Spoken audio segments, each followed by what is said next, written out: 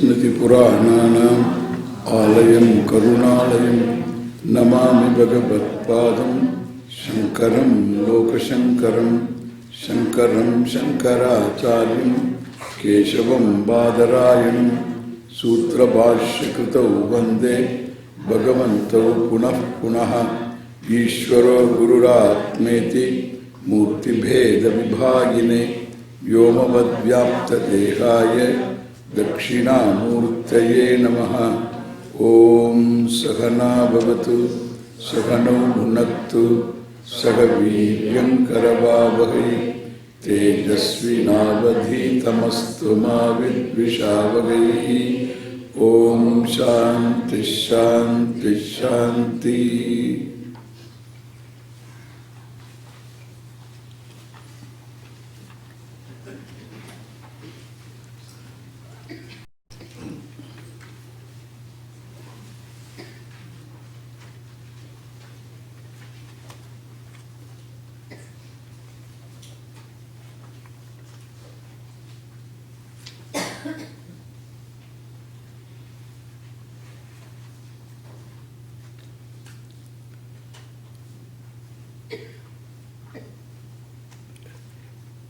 To assimilate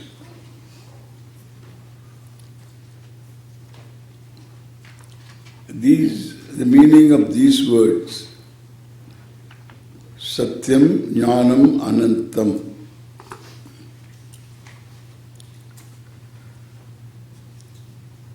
We need to know they are not adjectives to Brahman or Atma.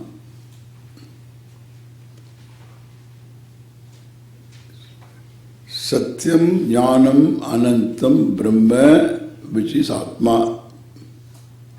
Atma is Satyam, Jnanam, Anantam, Brahma. Atma is Brahman, first statement.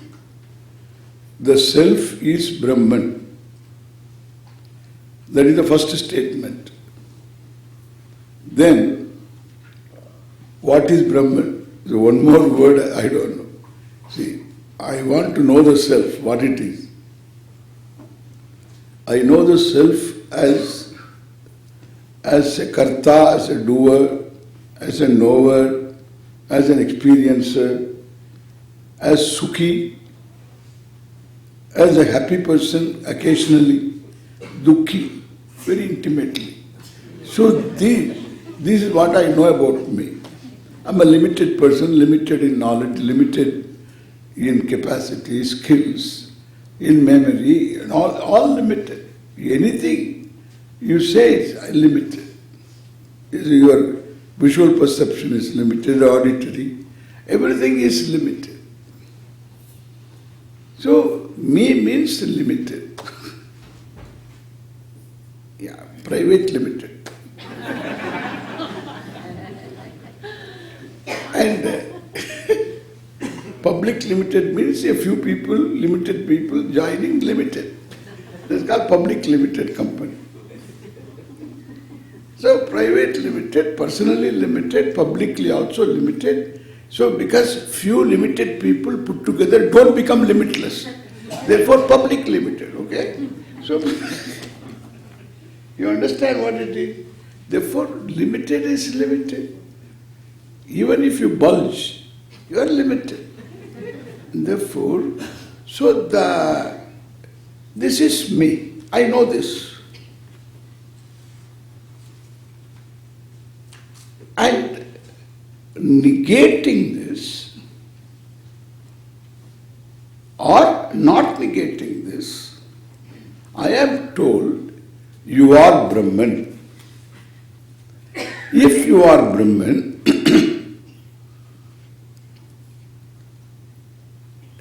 then what is Brahman? I want to know about one word and I am given another word that I don't know. Okay? So this is very interesting. So like when we used to look at dictionary, English to English, then we used to see one word. We means along with me, my other friends also. And so we see one word, look for in the village. We have got a small dictionary and we see the meaning of this one word. Then there will be 4 other words. Now I have to see 4 other words, each one I see. Then I get each word has got 3, 4, 5 other words again. So when am I going to know the word? Because other 4 words I have to know. And then other 4 words also I don't know. And so this other 4, one I see. And then there again another 4 words I get. Or the same 4 words repeat themselves. And so I don't know what they are. This is how we learnt English. Do you believe that? Yeah, you have to believe. That is the truth. There is no question of belief. I am telling you the truth. And therefore, this is how we learn. We don't know. We always do guesswork. This should be the meaning. The two after a long time. Having looked at many words, and then seeing those words being used in sentences in the books, then we guesswork, guesstimate. We guess this should be the meaning. It is the same thing. What is Atma means Atma is Brahman. Then what is Brahman? Therefore Shruti tells, it is, Brahma is a Sanskrit word. Means big. That's all the meaning. Big, vriddhau, brihi vriddhau. In the sense of bigness alone. So big means it is very comparative, relative. If you compare the mustard seed, which is very small, with neutron or electron or a bacterium, then it is very big. This is macro, that is micro. One is macro, the other is micro. Means you need a microscope for seeing the bacterium. And with naked eyes you can see the mustard seed. So mustard seed is highly bigger, therefore it's big.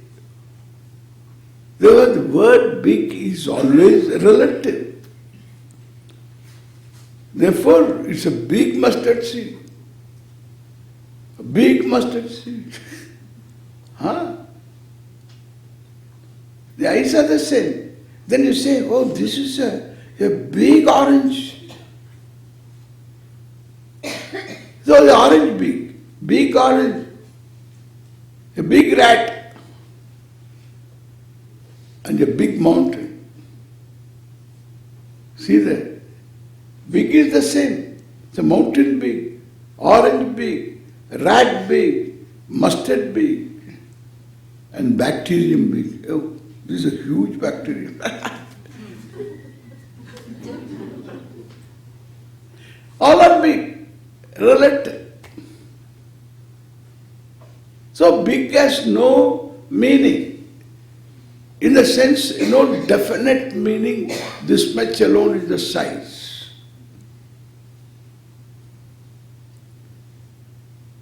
So time-wise it can be big. Size-wise it can be big.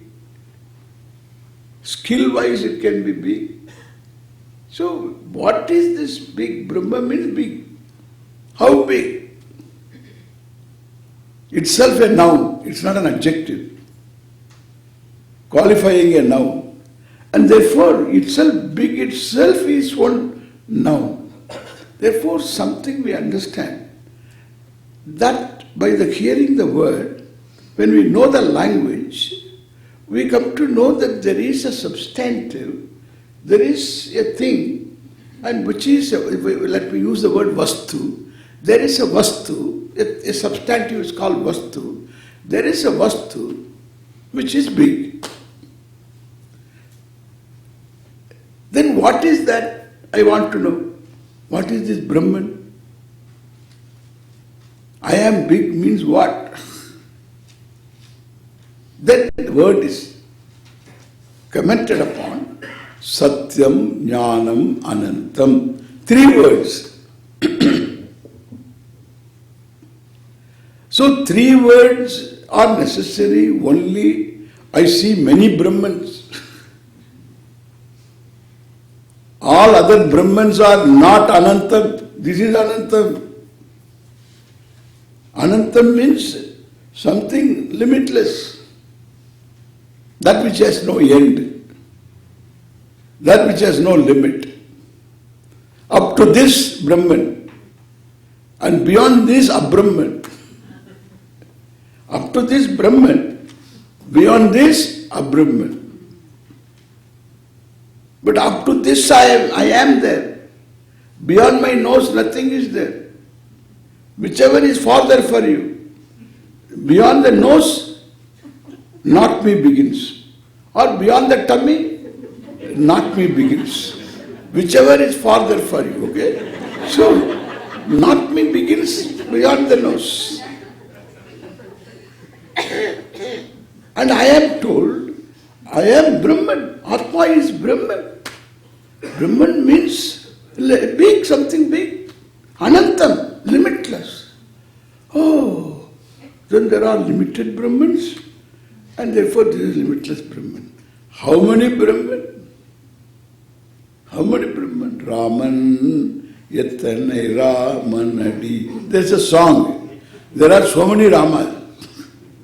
But there is only one Dasharatha Rama. Dasharati is only one.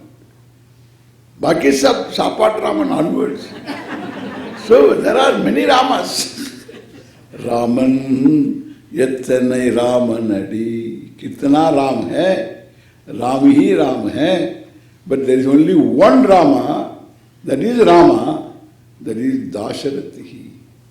Ramaha Dasharati. There is Balarama, there is some other Ramas are there. There is a Parashurama, but Dasharati Ramaha. This Dasharati, son of Dasharatha, that is Rama. So how many Brahmans are there? You have to qualify. There are many Ramas, you have to say Dasharati Ramaha. Okay? There are many Brahmans, this is Anantam Brahman. Kya baat hai? We have no knowledge of any Brahman. This Brahman we hear in the Shruti, in the Veda, and therefore Veda has to enlighten us. What is that Brahman? Veda is the one that uses the word Brahman, and it has got to tell me what it is. So it should not make me do any guesswork. What is that Brahman? It says Anantam Brahman. Big, all right. What kind of bigness it is? Ananta. It is a vastu which is not limited by anything. By space, by time, by being one object, not any other object. Therefore it must be every other object. It should be the subject also. Both subject and object must be Brahman, otherwise it cannot be limitless. Therefore, limitless is Brahman. Oh, how will I ever know? This is a usual vexing question, making the questioner very proud. How will you know this limitless Brahman with a limited mind? This is the usual. Then asking the question, they look around because they have asked the question which cannot be answered. With a limited mind, how will you know the limitless Brahman? You need not know. What do you mean by that? You say that I should know. How can you say you need not know? You need not know because it is limitless. You need not know. It should be self-revealing. You need not see it as an object. If you see it as an object, don't you understand? It will be limited. Yes, I am asking, that's why. Yeah. Therefore it includes you also, the knower. The questioner also is limitless. How? How? Because it is self-revealing. It is self-revealing. It has got to be self-revealing. Otherwise there is no such thing as limitless. It should be you, and it should be self-revealing. And that is what consciousness is. In every piece of knowledge is consciousness invariable, and that consciousness is revealing, self-revealing. Because in every revelation is conscious, correct? It's a conscious piece of knowledge. If you say star is, a given star is, constellation is, that is constellation is known to you, that constellation is known to you, it is object of consciousness and therefore revealed by consciousness. Revealed by consciousness. A sound is revealed by consciousness, your form is revealed by consciousness, and any type of inferential knowledge and presumptuous knowledge, any knowledge you have revealed by consciousness, even an object of belief is revealed by consciousness, as an object of belief. Not as an object existing, but as a believed object existing. As a belief, as an object of belief. It is revealed by consciousness. Even a mistaken notion of an object, even error is revealed by consciousness, and therefore even sleep is influenced. When you don't see any object, even sleep is revealed by consciousness, and therefore anything is, you say, is revealed by consciousness. Therefore, for revelation, you require consciousness. Revelation means seeing, knowing. Consciousness is necessary. Sight also is sight consciousness. Hearing also is heard consciousness, object consciousness. Smell also smell consciousness. Taste consciousness. Touch consciousness. Consciousness is invariable. And therefore Anantam should include the subject and object. Then only Anantam. All of them are revealed by consciousness, which is self-revealing, of course. Before it reveals anything, it is self-revealing. Before it reveals the subject, and it is self-revealing, revealing the subject, revealing the object. If no object is there, subject also resolves. Consciousness alone is a subject. So an object is there, subject has already come. And the subject is bathed in consciousness, enjoys consciousness to reveal the particular objects, and therefore the objects also objects of consciousness.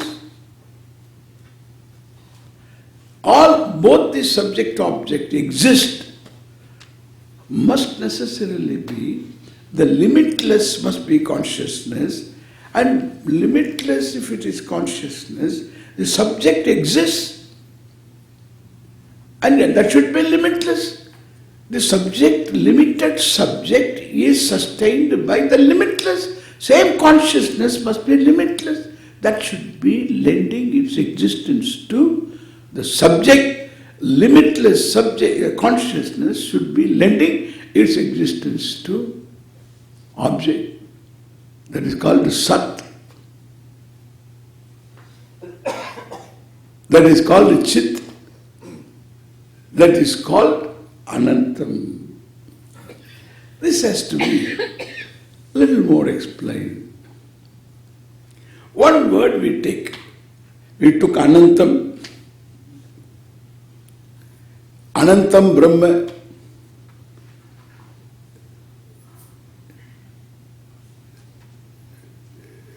Do you have any difficulty in knowing? It's a little too much, you feel? I don't think so. In a way, I'm asking the question not to oblige you in any other manner, but then ask you a question. You want to, if you say, I find it difficult to know this, then I have to keep going. Okay? I have to keep going so that you will know. At least you know that there is something to know. And that's enough. If I can create that kind of an interest, otherwise you always think that I know.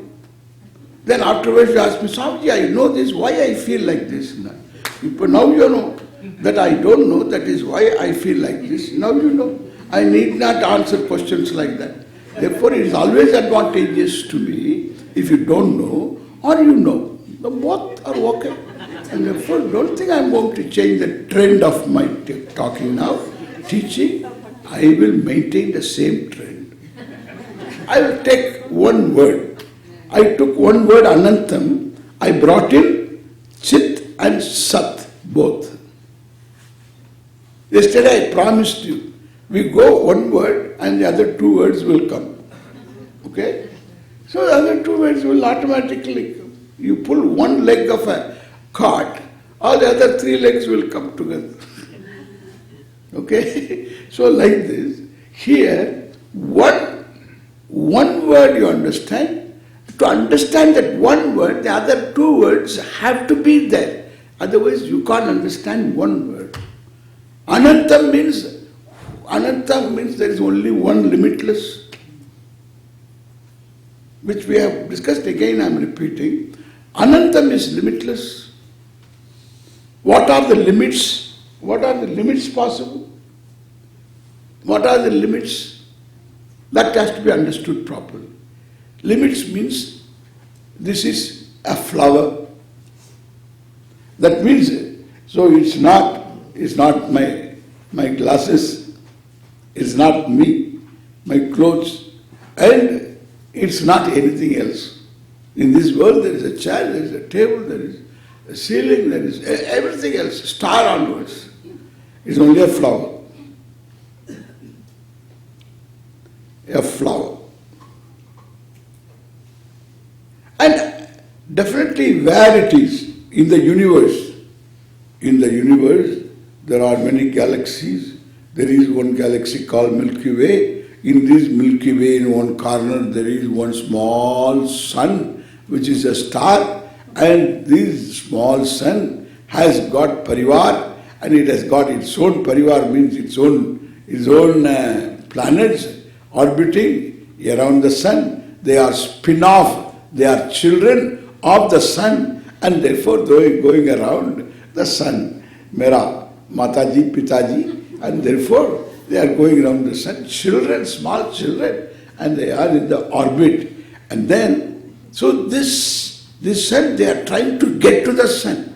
But then somehow they are in one speed, they are not able to cut down the speed. If they cut down the speed, they will fall into the sun. So that is how the whole thing is organized.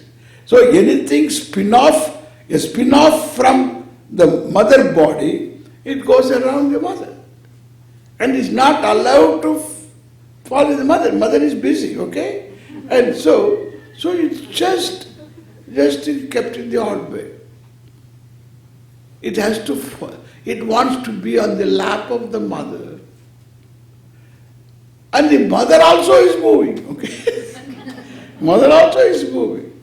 Crazy. And therefore, the children want to get there, but they are moving, and in their own orbit, they slow down, they will fall and disappear.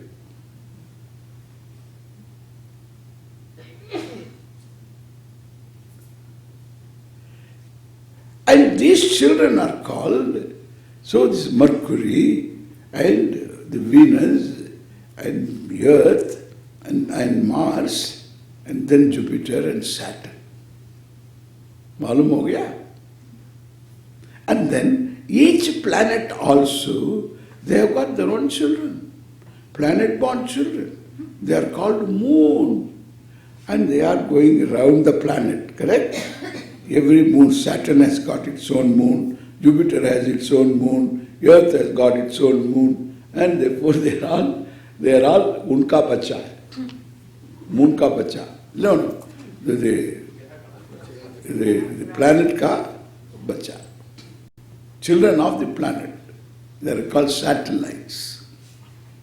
Natural satellites and then our artificial satellites going around the earth.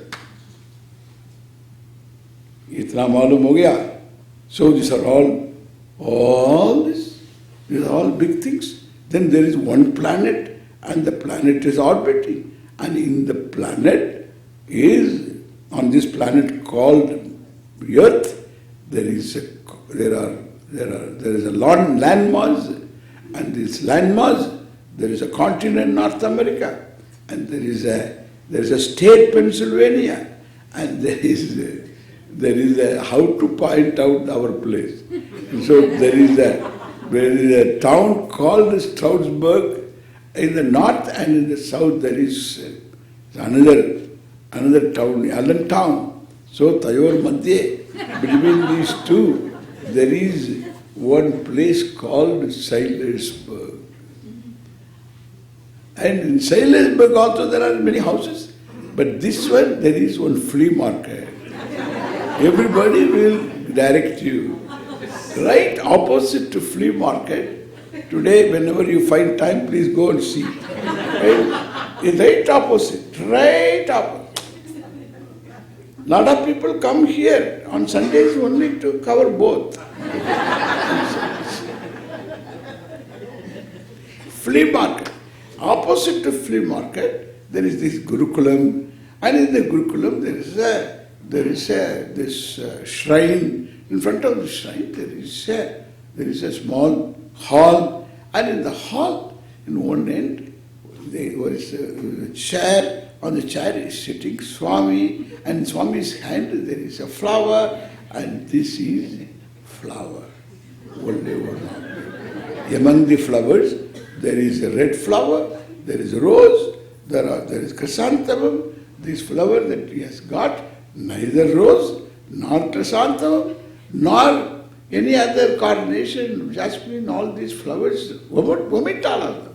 This is this flower, for which I don't know the name. And it looks like hibiscus, No, not hibiscus. Lily? Lily.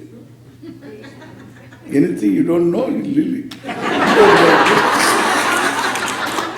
So, land lily. And therefore, there is a lily. And that too yellow. It is of different colors. Yellow lily. One vastu. Please understand the vastu. I made it simple, okay? So this is, now it's more complicated. So if you really analyze all of them, distance and everything, to pinpoint this, is mind-boggling. So, this is called Vastu Paricheda. Vastu Paricheda, the object limitation. Being what it is. And then, if there are two objects of the same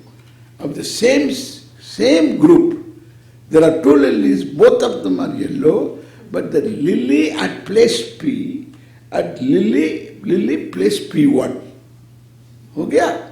Even suppose I put one lily over the other, this place P, and that is place P1, because two lilies are there, and therefore that is place P1, one over the other. Okay? Because that is different from this one. So place P, that is sitting upon the lily, lily upon lily, but this is in my hands, and therefore this lily at place P, and that is place P1. Therefore clear. So Desha Paricheda, nowhere else in the universe, is only here. No other object in the universe, only this. So place-wise limitation, object-wise limitation, I need not say time-wise limitation. It was not there before, it is there here now, later it won't be there. Even now, it is becoming a thing of the past, thing of the past, thing of the past. You think you are seeing the object present, at present. No, you are not seeing the object of the present. You are always seeing the object of the past, because the light reflected by the object has to reach your eyes. It takes some little time, and therefore you are seeing always the past. The time is so small that you think you are seeing at the present, okay? So this is the present now. Because that is so small, it is not reckoned. But if you really want to know, what do you see? You are seeing a thing of the past. How do you say that? All right, you see, you are going to see the thing of the past tomorrow if you look at it. So the flower, it is now open, then tomorrow, different. So why in one day it changes? No, not one day it changes. It keeps on changing, moment to moment. You are seeing only of the past. Tomorrow also you will be seeing the object of the past. Anytime you see anything, you are seeing the thing of the past. But for practical purposes, for language purpose also, so we say, I see now this, it is called vyavahara. It is a vyavahara, otherwise you can't transact business with the world. See, I am the thing of the past, you are the thing of the past, and therefore, so how are you going to address anything? You should use past tense all the time.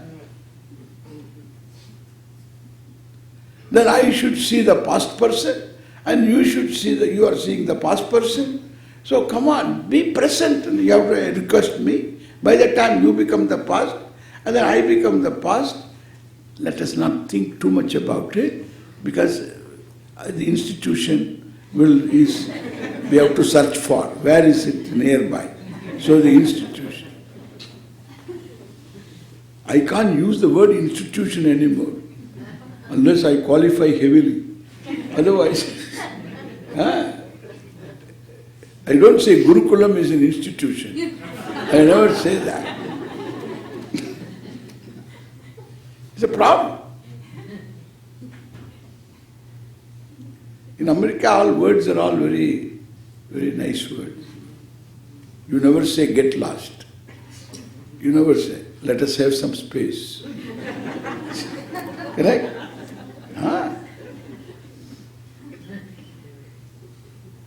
It's a very decent expression. Very nice. And also it's objective. I like this also. Let us have some space. That makes it very clear. So, so let us have some space. Means, may you have the freedom to be where you want to be. That's all. Let me have the freedom to be where I want to be. Between us, let there be space. We'll leave that alone for somebody else to occupy. Don't think too much, okay? And therefore what I say, this is the truth about this. And we are able to transact business is the glory of something else. That something else I have to talk, I'm coming. Therefore, an object is bound by time. It was not there. It is there, but it is changing all the time, moment to moment. And therefore, so in the future, it's not going to be in the same form. This is what we call Kala Paricheda, Vastu Paricheda, and Desha Paricheda, and Kala Paricheda. Any object is like this. Your body also is an object. It has got spatial limitation, paricheda. Paricheda means limitation. Thus far, no further. So this body is occupying here, nowhere else, and time-wise.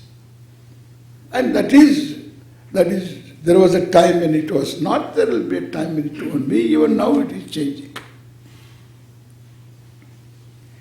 Kala paricheda. Then it is a given object, a human body, that is vastu paricheda. These three limitations are there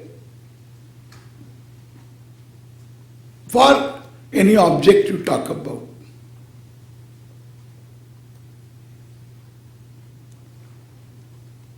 Anantam means what?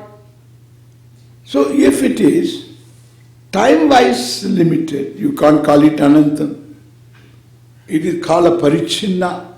It is time-wise limited. Therefore you cannot call it Anantam. You have to say, if it is not Anantam, spatially also it won't be Anantam. And therefore, if it is not Anantam, spatially not Anantam, Kala-wise not Anantam, object-wise also it won't be Anantam, because it is not everywhere means something else is there. It is not all the time means something else also is there. Because this is Anantam. If it is Anantam, and so if it is not Anantam, something else, this becomes one object, and which is Santam, and like every other object, which is Kalena Antavad Vastu, Kalataha Antavad. From the standpoint of time, it is Antavad Vastu. Limited. So only one thing can be limitless. If it is limitless, it has got to be Desha, Kala, Vastu. That means what? Every Vastu it should be. I know so many Vastus are there. I can't just bury my head under the sand of ignorance and then say, so all these things are not there because there is only one Anantam Brahma. These are not. That is why I say this banana peel, remember, it is real as banana that has gone inside. This is outside, that is inside. And therefore, so there should not be any one object away from this Ananta. Not only away, being not that Ananta. That is Ananta. This is the amazing Vishya, the vision of the Shastra, and the Bhagavad Gita confirms that. Purusha Yevedam Sarvam, Purusha Yevedagum Sarvam, Yad Bhutam Yaccha Bhavyam. This is Veda. Purushaha Eva Idam Sarvam. All that is here is one Purusha, one Brahman. Purusha you call it. Purusha means Purnam, limitless. All that is here is Purusha. And the same thing in the Gita, all that is here is Brahman. Anadimat Param Brahma, Nasatyan Nasaduchyate, Sarvatah Panipadam Tate, Sarvatokshi Shiromukam, Sarvatah Shrutimat Loke Sarvam Avritya Tishtati. All hands, all eyes, all legs, Sarvatah Panipadam Tate. Sarvatokshi Shiromukam, all eyes, all heads, all ears, all mouths. Why this? Sarvam avritya tishtati, tishtati stadatu. Tishtati is lending its existence to everything. Sarvam avritya, pervading, sustaining, is this Brahman, which has no beginning, no end, which is limitless. Anantam Brahma. Understand now, Anantam Brahma. This is the meaning of Anantam. So Anantam plus doesn't exist. That means what? How will you know Anantam? I told you question. How will you know this Anantam? Limitless, how can you know by limited mind? You need not know. Because what you need not know is Anantam. What you need not objectify is Anantam. It must be subject, it must be object. If it is object alone, not the subject, then it can be known. If it is subject alone, not the object, it won't be Anantam. If it is Anantam, it should be subject, it should be object. How both subject and object one vastu can be? That is because the subject object as though subject object as though. How can I understand subject object as though? It's not beyond your experience. You have it all. Because that is the truth, you have it all. Your own dream experience. In the dream experience, you are the subject. You create a subject for yourself, you are the subject. Then there is object. You thought of a mountain, mountain is there, sky is there, time is there, space is there. All that you thought of only mountain, it comes along with time and space, like ketchup with the what? With the French fry. Ketchup comes along with it. Hey, you can always cut, you can tell them like a real American, cut this ketchup out. Okay? You can say, cut this ketchup out, cut this out, and then put a piece of this and that. You can always tell. Correct? So you are a very highly individual taste, and they respect your individual taste, and they have got all of them. What will you have? They will ask you, what will you have? You teach children like that. The mother asked the child, I saw once, then only I know this. I saw one mother asking the child, honey, what will you have on your toast? Honey. So, honey. So, honey says honey. And so, what will you have? Honey, what will you have on your toast? That was a strange thing to me, because my mother never asked.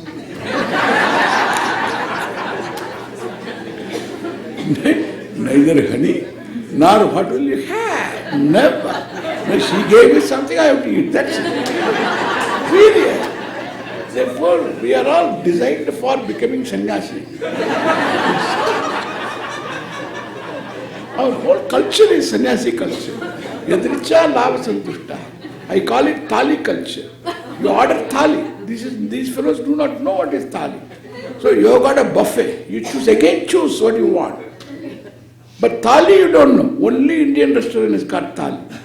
Vegetarian thali. They will decide what should be there. And our marriage is like that. And therefore, so thali, just whatever Bhagavan gives, that is it.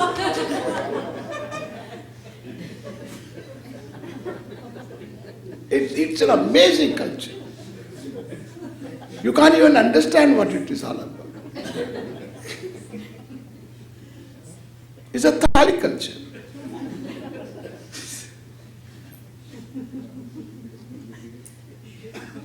So you can say, cut it out, cut it this. But in dream, when you think of a mountain, you can't say, cut the space out, cut the time out. There's no way. When you think of mountain, space and time will come along with it. Mountain implies space, implies time. time-bound existence is mountain. It will come automatic, no cutting out. Therefore, you need not create space and time and afterwards put mountain in it. Forget it. They come together. Ketchup, you can cut it out. This is Thali culture. So everything comes along with, okay?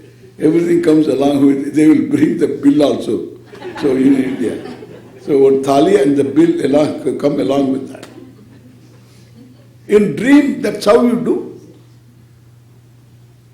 You think of trees, trees are there. Think of a river, river is there. Think of people, people are there. All this, whatever you think of, they are all there. So who is the subject? You have created a subject for that also. Subject also is you. All objects are you. All that is there is one you, one Jyoti, one consciousness that is you. There is no other than you, nothing other than you. The fellows that you have created, every one of them, that person's bonal structure, every cell, everything is you. Your own existence. Therefore, both subject and object are you. Within that alone, subject and object, as though there is a subject, as though there is an object. The whole beauty is as though there is a subject, there is object. In fact, your whole experience is possible. New knowledge is possible. One object you know, the other object is not crowding your mind. It is all because both subject and object are you. One object goes, seer goes, and the seen goes, seer goes, and hearer comes and hears. All that is possible. Because both subject and object are you. If both are you, then you must be transcending both, correct? If the opposites are you, then you cannot be one horn of the opposites, one side of the opposite, then subject-object. Either subject or object you are. If you are both subject and object, you have existence as a subject or object, you transcend both of them. You need not transcend. This is what I am telling. When I use the word transcend, we have to transcend the subject-object. Subject-object or samsara. And we have to transcend samsara, and therefore we have to transcend the subject and object. I don't say that. Don't put words into my mouth. So my words are enough, okay? And subject, I will say, you transcend subject and object right now, seeing me. That's what is called transcendence. Like the table transcends, the table doesn't transcend, and the wood transcends the table. The fabric transcends your shirt. It doesn't, there is no physical transcendence. Cognitively, you see the fabric is not shirt. Because fabric can be a sari, a dhoti, can be anything. Fabric is fabric. Ahimsa silk. There was a question yesterday, ahimsa silk means what? Ahimsa silk means silk is generally not made by man. By human being, he cannot make any silk. He doesn't make anything anyway. So he makes confusion and he destroys.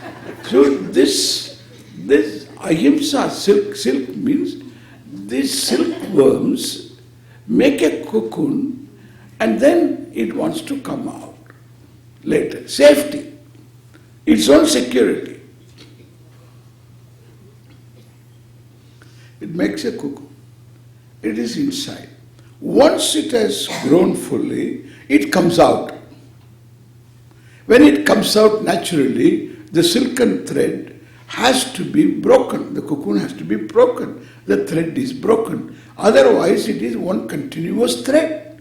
They want to have this continuous thread. And in order to have the continuous thread, what they do, they make all this, they collect all these cocoons, like this size it is, and they collect them all in baskets, big baskets, and they have this huge boiling drums of water. And they drop them all into that boiling water. Afterwards, they collect them. All the worms are dead. They will remove this thread, they will pull it out, and in a spindle it is collected. And then one continuous thread you get.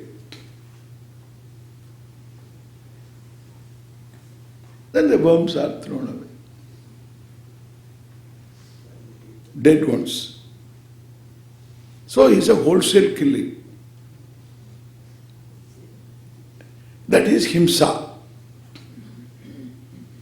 You can't get silk without himsa. It's a problem. So people who don't want to wear anything which implies himsa, they won't wear silk. Unless you tell this silk is ahimsa silk. How it is done? Allowed the worm to come out of the cocoon, it will break and fly away. And then these tribal people will connect all this. It's a big job. Connect all this broken yarn and then weave. Laborious. That is why ahimsa silk is something that one can talk about it. Wearing ahimsa silk means you can talk about it. It's a nice sales pitch, correct? You can talk about it. But I mean it also. It should be talked about. We have to create certain awareness in people to other lives also, the sanctity of other life. Sanctity of life. Your life and others' life. Others include silkworms also. If you talk about that, you will understand how important it is to know some of these things. That's why we are encouraging this, because it's a silent education to care for others. It includes worms, it includes insects, it includes the animals, other animals, and plants, trees, all of them, environment. It's a silent message.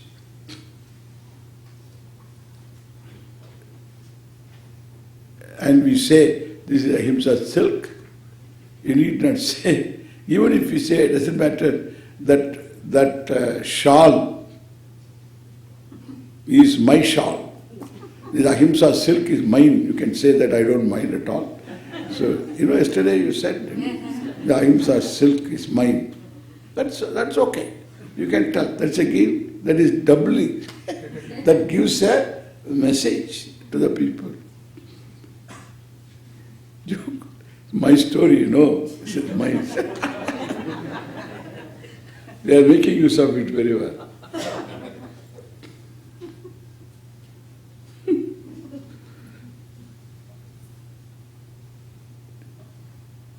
That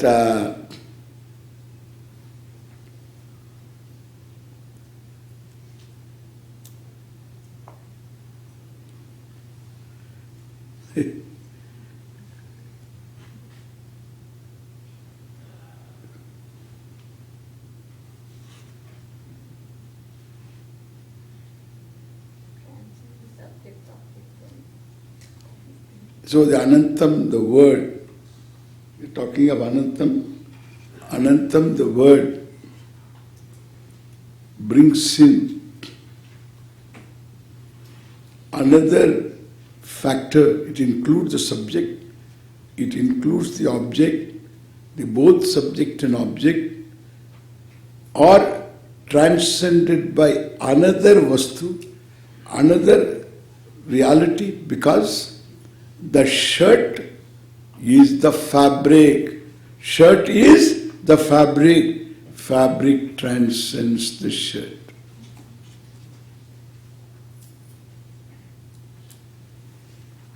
The shawl is ahimsa fabric, but ahimsa fabric transcends the shawl. Ahimsa fabric transcends the scarf.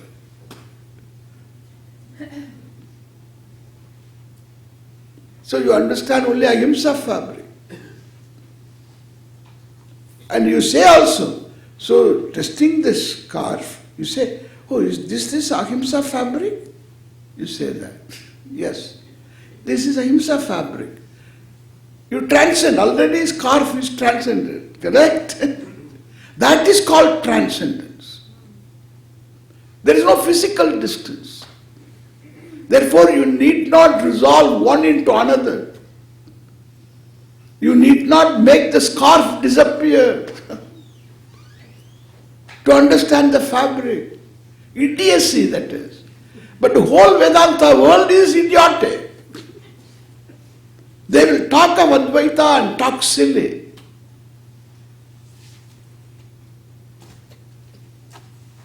And therefore, this transcendence doesn't imply time, doesn't imply space, doesn't imply the coming into being of another object, strange object.